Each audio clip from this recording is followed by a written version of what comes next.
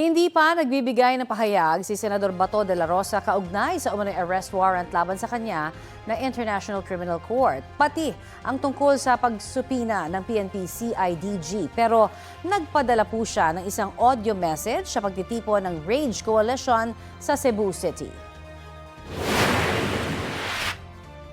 Kinahanglan nato ang usa ka tingog, usa ka direksyon ug lig-ong baruganan batok sa korupsyon, pag-abuso o mga lakang na nagtumong sa pagpahilom sa oposisyon.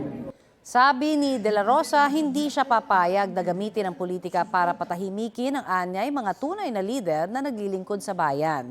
Nagpahayag din siya roon ng suporta kay Davao City Mayor Baste Duterte bilang leader ng Rage Coalition, pati kay Vice President Sara Duterte sa gitna ng kanyang mga kinakaharap. Halos 6 na buwan nang hindi nakikita sa publiko si De La Rosa matapos umugong noong Nobyembre ang impormasyon tungkol sa arrest warrant umano ng ICC laban sa kanya.